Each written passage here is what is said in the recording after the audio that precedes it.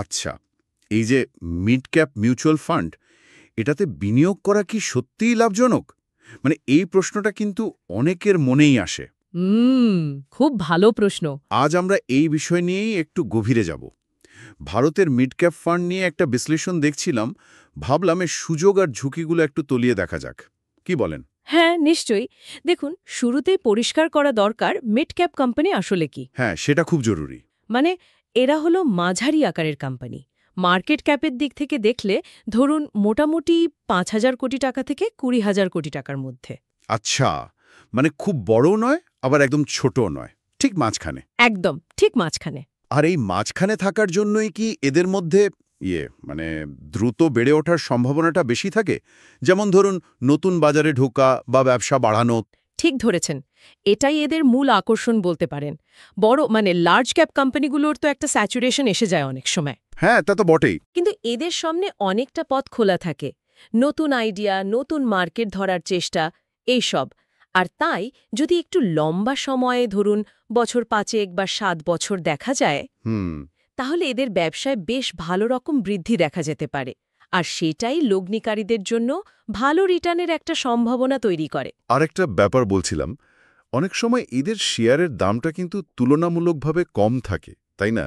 মানে পোটেনশিয়াল অনুযায়ী হয়তো দামটা পাওয়া যায় না শুরুতে। হ্যাঁ, এটা একটা ইন্টারেস্টিং পয়েন্ট। এটাকে কি আমরা ভ্যালু ইনভেস্টিংয়ের সুযোগ বলতে পারি? অবশ্যই পারেন, কারণ অনেক সময় এই কোম্পানিগুলো ঠিক ততটা প্রচারের আলোয় থাকে না যতটা বড় কোম্পানিগুলো থাকে। ঠিক। তাই ভবিষ্যতের সম্ভাবনাটাকে একটু কম দামে কেনার সুযোগ তৈরি হয়। কিন্তু এখানে একটা কিন্তু আছে। সেটাই, ঝুঁকির দিকটা। একদম। এই সম্ভাবনার সাথেই কিন্তু ঝুঁকিটাও জড়িয়ে আছে, ভুলে গেলে চলবে না। হ্যাঁ, ঝুঁকি তো থাকবেই। লার্জ ক্যাপ যেমন একটু স্টেবল হয়, এদের ক্ষেত্রে কি তাহলে বাজারে সামান্য ওঠানামাতেও শেয়ারের দামে বেশ বড় প্রভাব পড়ে? ঠিক তাই। এদের বিজনেস মডেল হয়তো তখনও অতটা পোক্ত হয়নি, বা ধরুন কোনো একটা বিশেষ সেক্টরের ওপর খুব বেশি নির্ভরশীল। আচ্ছা। সেক্ষেত্রে অর্থনীতির বা সরকারি নীতির কোনো পরিবর্তনে এদের ওপর প্রভাবটা বেশি পড়ে। তাই ঝুঁকিটা লার্জ ক্যাপের থেকে অবশ্যই বেশি। তাহলে ব্যাপারটা দাঁড়ালো, একদিকে দারুণ রিটার্নের হাতছানি, আবার অন্যদিকে ঝুঁকিও বেশ খানিকটা। এই অবস্থায় পোর্টফোলিওতে মিড ক্যাপ ফান্ড রাখার যুক্তিটা কি? শুধু বেশি রিটার্নের জন্য? না, শুধু বেশি রিটার্ন নয়, আর একটা খুব গুরুত্বপূর্ণ কারণ হল ডাইভার্সিফিকেশন, পোর্টফোলিওর বৈচিত্র্য বাড়ানো। ও আচ্ছা। সব টাকা যদি একই ঝুড়িতে রাখা হয়, একই ধরনের অ্যাসেটে, তাহলে তো ঝুঁকিটা বেড়ে যায়, তাই না? হ্যাঁ, তা তো ঠিক। মিড ক্যাপ ফান্ড যোগ করলে পোর্টফোলিওতে একটা অন্য ধরনের অ্যাসেট ক্লাস আসে। এটা লার্জ ক্যাপের সাথে সবসময় এক তালে নাও চলতে পারে। তাতে পোর্টফোলিওতে একটা ভারসাম্য আসে। তার মানে একদিকে লার্জ ক্যাপের স্টেবিলিটি আর অন্যদিকে মিড ক্যাপের গ্রোথ পোটেনশিয়াল, এই দুটো মিলিয়ে একটা ব্যালেন্সড পোর্টফোলিও তৈরি করা যেতে পারে। ঠিক। আর যারা একটু লম্বা সময়ের জন্য লং টার্মে ইনভেস্ট করতে রাজি, তাদের জন্য তো এটা ভবিষ্যতের ব্লুচিপ কোম্পানিগুলোতে আগেভাগে লগ্নি করার মতো একটা ব্যাপার। একদম, এটাই আসল কথা। আজকের অনেক মিড ক্যাপই তো আগামী দিনে লার্জ ক্যাপ বা ব্লুচিপ হওয়ার সম্ভাবনা রাখে। কিন্তু এই সম্ভাবনাটা সত্যি হতে সময় লাগে, ধৈর্য ধরতে হবে। হুট করে লাভ হবে এমনটা ভাবা ঠিক না। কতদিনের কথা বলছেন মোটামুটি? কমপক্ষে ৫ থেকে ৭ বছর বা তারও বেশি সময় ধরে বিনিয়োগ ধরে রাখার মানসিকতা আর সেই অনুযায়ী ঝুঁকি নেওয়ার ক্ষমতা দুটোই খুব জরুরি। এটা কোনো শর্ট টার্ম গেম নয়। বিষয়টা তাহলে বেশ পরিষ্কার হলো। কিন্তু এই ফান্ডগুলো কাদের জন্য বেশি উপযুক্ত?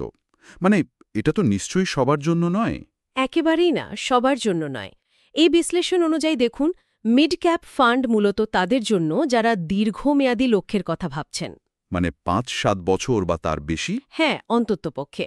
আর যারা মাঝারি মাপের ঝুঁকি নিতে খুব একটা ভয় পান না। আচ্ছা। আর নিজেদের পোর্টফোলিওতে একটু ভ্যারাইটি আনতে চান, বিভিন্ন ধরনের অ্যাসেট রাখতে চান একটা ব্যালেন্সের জন্য। যারা খুব কম সময়ের জন্য টাকা রাখছেন বা ঝুঁকি নিতে একেবারেই নারাজ, তাদের জন্য এটা কিন্তু ঠিক নয়। সব মিলিয়ে তাহলে যা দাঁড়ালো, মিড ক্যাপ ফান্ড দীর্ঘমেয়াদে ভালো রিটার্ন দিতে পারে, কিন্তু তার জন্য ধৈর্য ধরতে হবে, বাজারের ওঠানামা সহ্য করতে হবে, আর পোর্টফোলিওতে বৈচিত্র্য আনার জন্য এটা বেশ কাজের হতে পারে। হ্যাঁ, সারমর্ম এটাই। লং টার্ম ভিউ, ঝুঁকি নেওয়ার ক্ষমতা আর পোর্টফোলিও ব্যালেন্স, এই ৩টে জিনিস মাথায় রেখে তবে মিড ক্যাপ ফান্ডের কথা ভাবা উচিত। আলোচনাটা শেষ করার আগে একটা প্রশ্ন আসছে মনে। যদি আজকের এই মাঝারি কোম্পানিগুলোই ভবিষ্যতের বাজারের লিডার হয় আর তাদের যদি সত্যি কম দামে কেনার সুযোগ থাকে, তাহলে সঠিক সময়ে সেই সুযোগটা চিনে নেওয়া, মানে সেই হিরেগুলো খুঁজে বের করাটা আসলে কতটা জরুরি, এটা নিয়ে কিন্তু ভাবার যথেষ্ট অবকাশ রইল। খুব ইন্টারেস্টিং প্রশ্ন, নিশ্চয়ই ভাবা উচিত।